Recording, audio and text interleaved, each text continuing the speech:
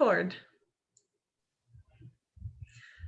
Hello, and thank you to Trinity HistoryCon for inviting us to speak as part of the 2020 conference. And thank you, viewer, for tuning in to listen to us today or whenever you're listening.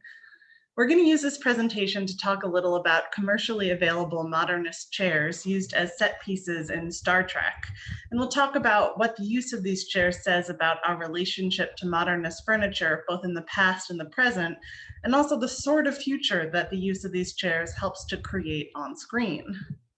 But before we start, you might be wondering, Petra, if you'll be talking about Star Trek, why are you dressed up as Stargate character Dr. Daniel Jackson? Got my fancy patches here, got my glasses, everything.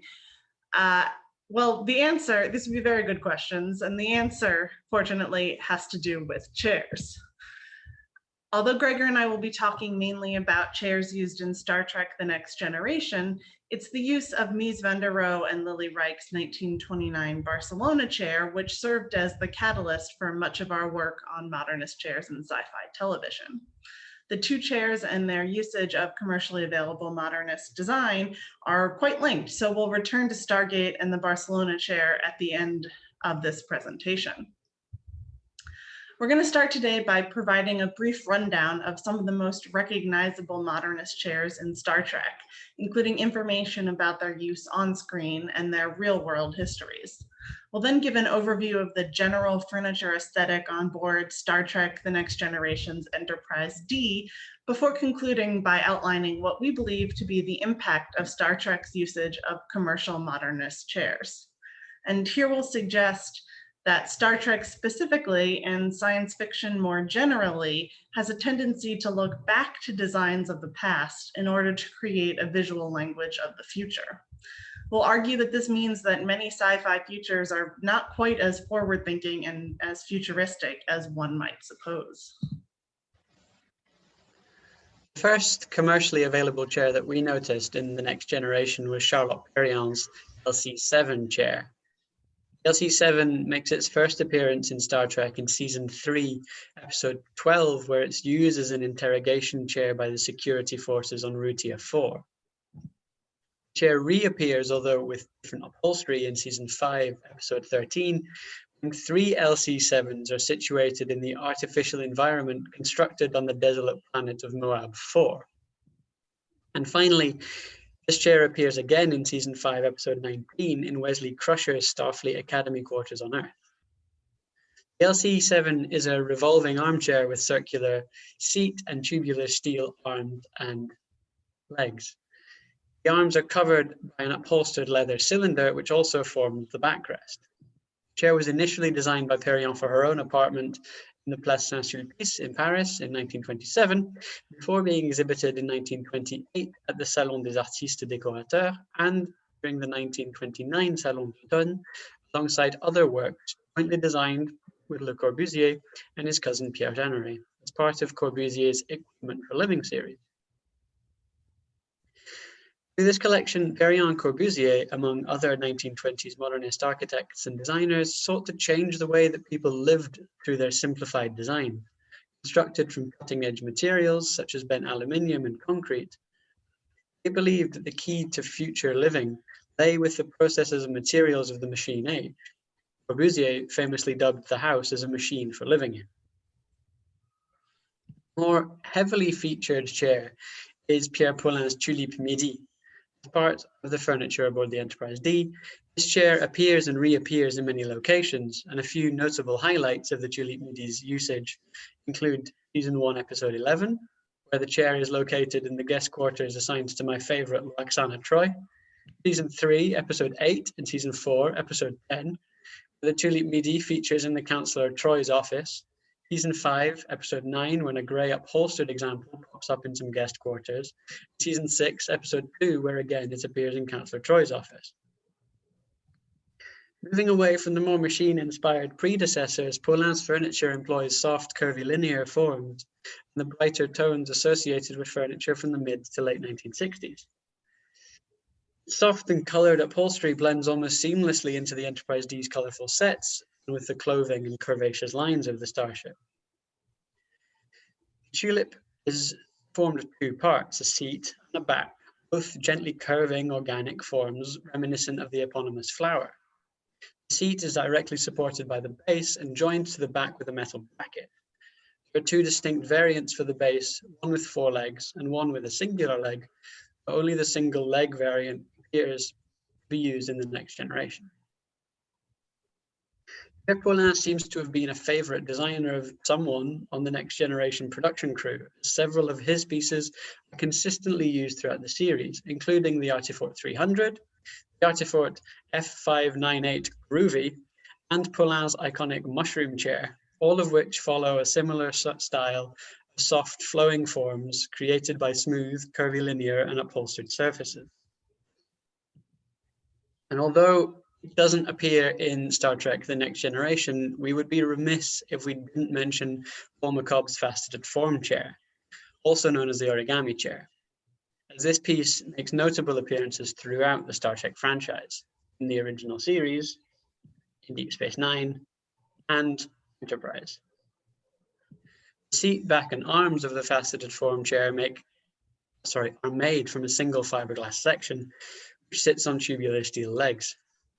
The seating section, and especially the back, are broken down into a number of triangular sections, which are placed to support the curve of the sitter's back. Like the more well-known Charles and Ray Eames plastic furniture of the mid-century, the single fiberglass mold of the faceted form chair was an impressive feat of construction when it was introduced in the late 1950s. The technological innovation, alongside its simplified angular shape, gave the faceted form an aura of the future in the 1950s, an association which, as we'll describe in more detail later, has stuck around to this day. According to the original promotional material, faceted form is a design structure concept based on the natural phenomenon of cellular formation, on man-made structures such as the geodetic dome, and advanced engineering products. I should add here that there are significant ellipses built into that sentence, so completely justified reading it by William Shatner. It's known anecdotally that these 3 chairs were borrowed from LA furniture dealerships for use in the original series, and because of their price were treated with particular care during the fight scene that takes place around them in the very famous Trouble with Tribbles episode. Also anecdotally, faceted form chair was no easier to source for the Deep Space Nine episode, Trials and Tribulations, as this particular chair was too difficult to find in the numbers needed to match the original series set. Replicas were made. It's perhaps one of these replicas which eventually ended up on the Enterprise set several years later. Also making several appearances in the Next Generation is the stocky garden chair. Unusual looking ergonomic postmodern design is first visible as a prop on board a plague-ridden alien spaceship on Season 1, Episode 11, then moves to Worf's quarters for the remainder of the series, and appears in Season 4, Episode 7, Season 5, Episodes 10 and 20, and Season 7, Episode 11.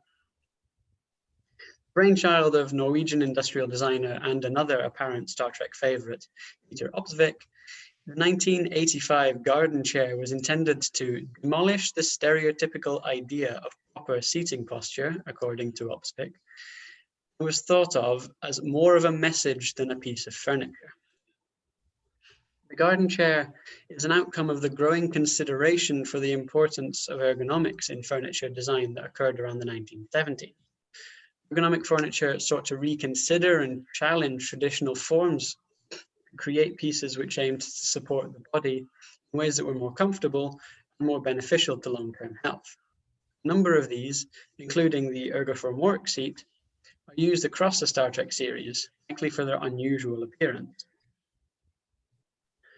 But even in terms of ergonomic furniture, the garden chair is pretty unusual. Its form can be described as a tree. It has a main vertical trunk about 1 meter high, with a domed cushion on top, and 5 branches coming out of the trunk at different heights and curving upwards. Each branch extends vertically and ends in a globe-shaped cushion, each at a different height. 2 smaller branches extend from the lower down the trunk and are topped with smaller globes, presumably to be used as footrests or to climb onto the chair. And we find the use of this chair quite interesting. It seems it was used because it looks very unusual, menacing, and uncomfortable. Three adjectives which nicely match the Klingon aesthetic and painful way of life. It is a race, after all, doesn't like to sleep on a mattress because it's too comfortable. And yet, the garden chair is supposedly a very ergonomic and comfortable chair in which to sit. Lots of the chair's real-world publicity and photography depict it as a playful, fun item on which to explore the nature of seating and the flexibility of the human body. And so, garden illustrates quite well how the visual impact of furniture can help solidify the nature of the characters on screen, and also how these visual impacts sometimes differ from the furniture's real-world meanings and messages. We know that Star Trek, and especially The Next Generation, used some custom-built and some off-the-shelf furniture from Earth's real history to create a particular vision of the future. And despite dating from different decades of the 20th century, furniture in Star Trek conforms to a unified visual aesthetic, which we believe attempts to create a broadly unified vision of Star Trek's utopian future. From sickbay and main engineering to staff and guest quarters and 10 forward, spaces on the Enterprise D, regardless of their function, maintain a similar visual style. As a whole, these spaces are filled with furniture featuring soft, curving or folding continuous lines with minimal adornment or pattern on the upholstery. These often sculptural pieces contrast to what might be considered more conventional furniture forms. For example, Star Trek chairs are supported by unusual bases and sometimes seem to float in space rather than standing solidly on four legs. Similarly, many of the chairs look like singular continuous organic forms and are often entirely upholstered right down to the base. While not all of the furniture on board the Enterprise D originates from the 1960s, the forms and aesthetics generally embody tenets of softer modernism of that period, sometimes known as space-age design or atomic design. Like the machine age and modernism in the 1920s, the design of the late 1950s and 60s was heavily influenced by the development of new technologies and materials which revolutionized the methods and scale on which furniture could be made. The introduction of plastics and fiberglass and new ways of processing them allowed many designers to experiment with what they saw as futuristic forms, breaking away from traditional aesthetics, embracing the possibilities of these new materials and methods of construction, applying them to consumer goods for the first time. The excitement around air and space travel and the period's optimism for the future are reflected in the continuous and fluid forms of the furniture on board the Enterprise. These chairs project their particular vision of the future, which was almost immediately adopted by the original series and carried over in various forms to the rest of the Star Trek franchise. And Star Trek hasn't been alone in its almost immediate adoption of the modernist space-age aesthetic to depict on-screen futures. Similar pieces can be seen in other sci-fi from the period, such as 2001: Space Odyssey and Space 1999.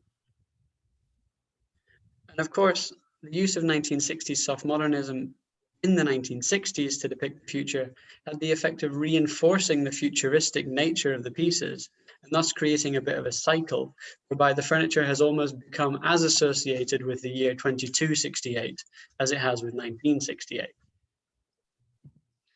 Both through the pieces we highlighted at the beginning of this presentation and through the construction of the general furniture aesthetic on the Enterprise D, which Gregor just outlined, we see a pattern in Star Trek: The Next Generation of looking to designs of the past in order to create a visual language of the future. And although there are some aesthetic changes between the original series and The Next Generation, both shows still rely heavily on similarly styled furniture from roughly the same period in time, the 1960s, and place, Europe and North America, not to mention relying almost exclusively on furniture designed by white men. Reliance on mid-century furniture means that in Star Trek: The Next Generation, viewers are presented with roughly the same vision of the future that as was presented in Star Trek, the original series, released 20 years prior in our world and taking place roughly 100 years earlier in the on-screen world. So this means that despite its slicker appearance, the Next Generation largely still depicts the same retro future, which is illustrated in the original series. So either in terms of 20 real Earth years or 100 Star Trek years, there's been little to no design progression, at least in terms of furniture, from the original series to the Next Generation. And we've hypothesized that Star Trek is able to get away with using what could quite accurately be called old furniture to depict a far-off utopian future for two main reasons. First, we as humans still haven't fully accepted and welcomed modernist furniture into our daily lives. So that's not to say that no one furnishes their home in the modernist style, but that the mainstream market is still dominated by more traditional forms of furniture, or what we can only think of to call diluted modernism. And one here only has to think of the decor of their parents' houses to corroborate this idea. We're more likely to buy a wooden dining set than a bent aluminum one, more likely to buy a comfortable traditional cushion sofa than a prescriptive minimalist one, and more likely to buy a lazy boy armchair than something like the Barcelona chair. Because on the whole, we're not acclimated to modernist furniture in our day-to-day lives, these pieces can still pose as the furniture of the future. They still, to a wide swath of the population, appear to look fresh and cutting edge. And the relative newness of high and later modernist furniture is compounded by what we believe to be the second primary reason Star Trek gets away with using this sort of thing. And that's the new trends in furniture since the golden age of modernism that Gregor was talking about have focused more on questioning the way in which furniture is perceived and less in the way in which furniture aesthetically appears. So a great example here of this sort of postmodern furniture design is this soft bookcase, whose form is only based on the books put in it, but otherwise looks almost exactly the same as any other bookcase that preceded it in the 300 years prior. And without significant challenges to the 20s and the 60s visions of the future, designs from these bygone eras understandably still dominate the popular psyche, and very few successful commercial furniture designs have sprung up to rival them. And since there's little new design to use, it's really not surprising that science fiction, including Star Trek, has continued to turn to the past to depict the furniture of the future. And not surprising that for most people, the use of such furniture doesn't really seem out of place.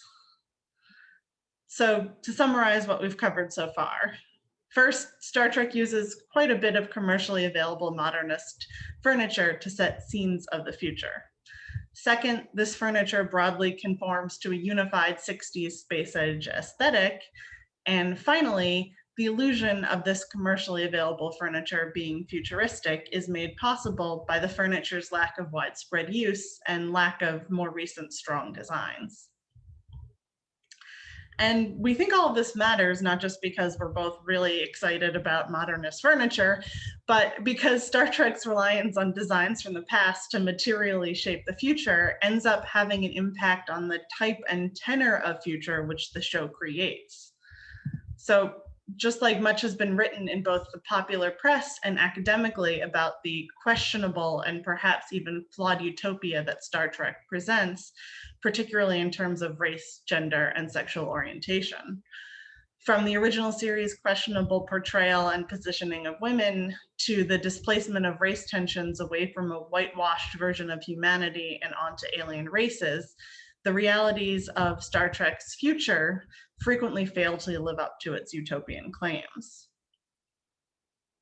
We would suggest that this flawed utopian vision extends into and is perhaps reinforced by the show's aesthetics. Star Trek's heavy-handed use of 1960s retro-futurist furniture further extends that era's vision of the future, replete with all of its ideological baggage. Because Star Trek looks to the past to create the future, that future can only be as good and as utopian as the past itself.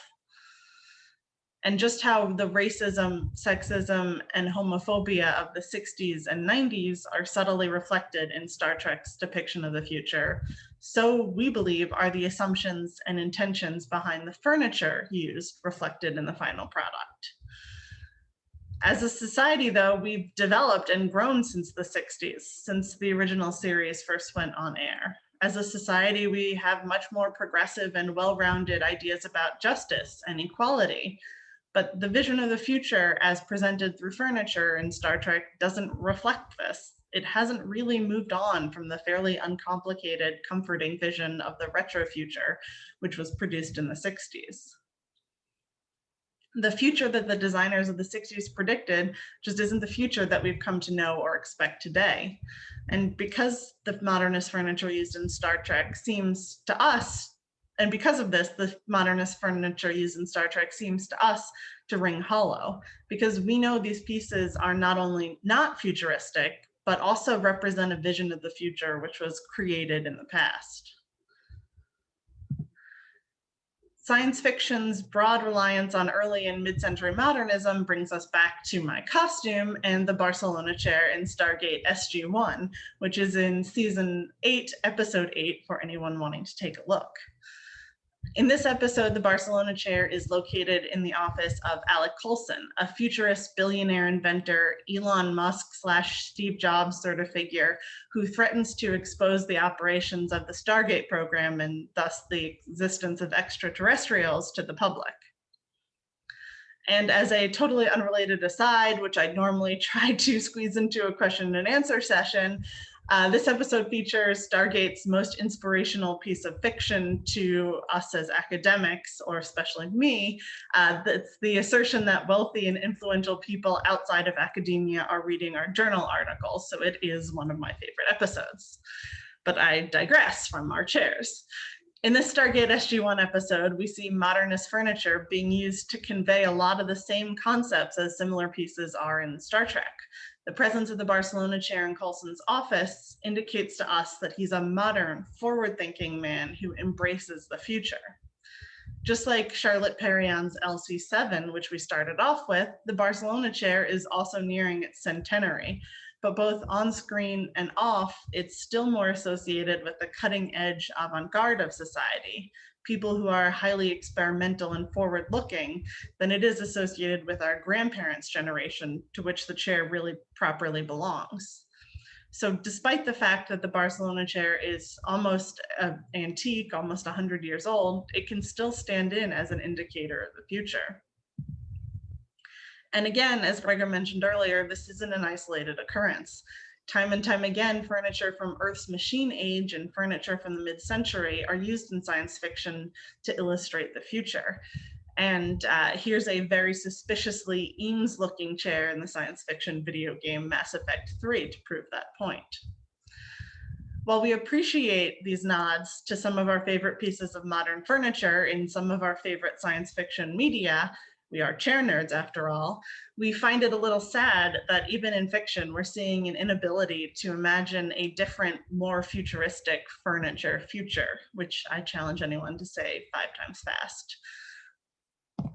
We think that part of what makes these designs so captivating in their own time is their difference, their forward-thinking nature, and the boldness of the chairs and their designers to look beyond the past and the present and imagine something different, something better. And we think that's still something that's possible to do, to imagine the future and depict it materially through design. And we're not quite sure what truly futuristic furniture might look like, but we are sure that it's part of the job of science fiction to help us find out. Great science fiction, moving my screen here, great science fiction looks into the future to imagine what things could be. From technology and social relations to clothing, and we would argue, of course, chairs. And we hope that sometime soon this pioneering visionary attitude returns to Star Trek and to all of science fiction and helps us create new visions of the furniture future. So thank you very much for joining us today. We'll leave you with this amazing video of Riker sitting on chairs oddly. And please don't hesitate to reach out to us with any questions or comments you might have, or if you'd like to continue the discussion about modernist chairs in science fiction. We'll just let it roll. This will be like the credit scene. Thanks for watching.